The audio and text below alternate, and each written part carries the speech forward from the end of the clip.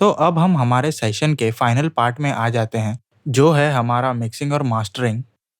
अब यहाँ पर इस ट्रैक में हम कोई क्रिएटिव एडिटिंग्स नहीं करेंगे। जो भी अब तक हमने किया, ये ऑलरेडी सेट है यहाँ पर। हमें पता है कि इसका स्ट्रक्चर कैसा होगा और हमें ये भी पता है कि हमें इसे कैसे करना है। ये हमारे ट्रैक का फाइनल स्ट्रक्चर होगा और अब हम जो एडिटिंग और एडजस्टमेंट करेंगे, वो सिर्फ हमारे ओवरऑल लेवल पे होगा। इस ट्रैक में हम सैचुरेशन और कंप्रेशन ऐड करेंगे अब, जिससे ये और ज़्यादा पंची और लाउड साउंड करेगा और फिर हम इसे फेस्टिवल्स या क्लब में प्ले कर सकते हैं। तो पहले हम यहाँ पर इसमें थोड़े माइनर एडजस्टमेंट्स और ट्वीक्स देख लेते हैं और उन्हें एडजस्ट करते हैं जैसे-जैसे हम गाना सुनेंगे। और मैं अगर मेरे वर्क फ्लो की बात करूँ, तो मेरा मास्टर रैक ऑलमोस्ट सेट होता है और मैं उसे अपने हर एक टेम्पलेट में यूज़ करता हूँ।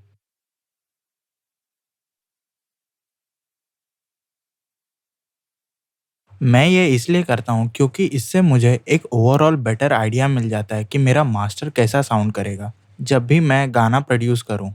ये मेरे वर्क फ्लो के हिसाब से बहुत ईजी है।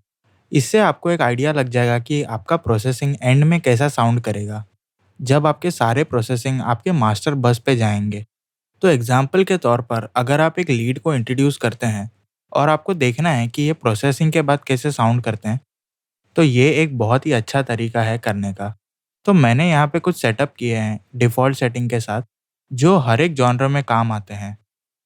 अब चाहे वो इलेक्ट्रॉनिक म्यूज़िक हो, डबस्टेप हो या हाउस हो। पर इससे आपको कुछ फ़ायदा नहीं होगा जब तक मैं आपको इसे करके ना दिखाऊँ। तो हम इसे ऑफ़ कर देते हैं और मान लेते हैं कि हमारे पास कोई भी मास्टर रैक नहीं है यहाँ पर। और मान लेते हैं कि यहाँ पर सिर्फ़ ये ट्रैक ही था। मेरे पास यहाँ पर ट्रैक्स पहले से ही पड़े हैं, जो ऑलरेडी गेन स्टेज्ड हैं। आप देख सकते हैं कि सारी चीज़ें यहाँ पर -16 पर है।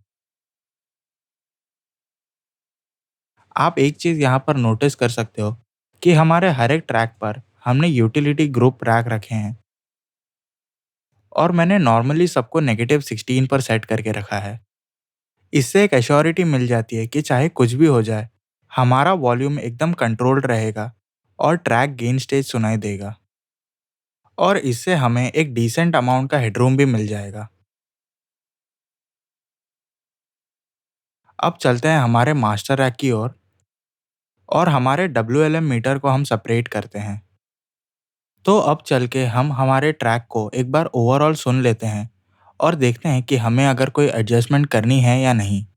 पर जब भी हमारे ट्रैक का पीक आएगा, हमें -11 या -12 हिट करना है। -11 या -12 में मुझे काम करना पसंद है। तो जब भी मेरे पास कोई क्लाइंट्स आते हैं, तो मैं उनसे स्टेम्स उसी रेंज में माँगता हूँ, जिससे मुझे आसानी हो जाती है। और फिर मैं वॉल्यूम को एकदम से ऊपर ला सकता हूँ कंप्रेशन और सैचुरेशन की मदद से। और फिर मैं एम करता हूँ -7 या -6 के लिए।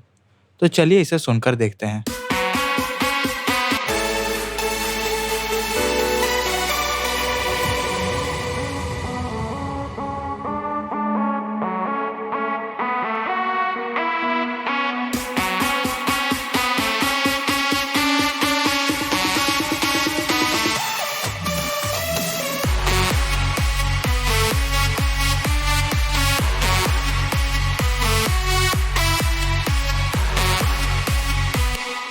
तो आप सुन सकते हैं कि हमारे पास यहाँ पर बहुत सारा रूम है काम करने के लिए। हम अभी -18 पर हैं, तो मैं इस चीज़ को काफ़ी पुश कर सकता हूँ।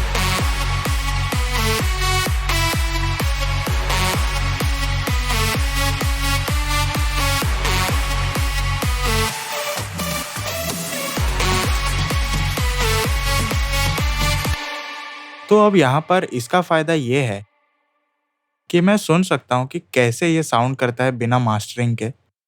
और फिर हमें बहुत सारा रूम मिल जाता है काम करने के लिए इस पर, जिसमें हम कंप्रेशन, सैचुरेशन, लिमिटिंग ऐड कर सकते हैं।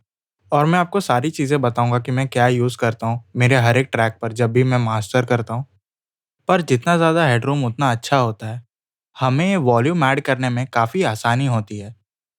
तो जब भी आपको कोई स्टेम्स दे जो ऑलरेडी लाउड है, तो ये एक डिफ़िकल्ट हो जाता है उस ट्रैक को फिक्स करना और उसे प्रॉपर साउंड करवाना। बल्कि अगर वो लो होगा, तो आप उसे और ऊपर लाकर उसकी वॉल्यूम में एडजस्टमेंट्स कर सकते हो। अगर उसमें डिस्टॉर्शन प्रिंट हुआ हो, तो आप डिस्टॉर्शन निकाल नहीं सकते। तो हमारे पास यहाँ पर बहुत सारा रूम है काम करने के लिए। तो इसे एक ईज़ी वे में अगर हम देखने जाएँ, तो एक काम करते हैं कि हम शुरुआत से शुरू करते हैं।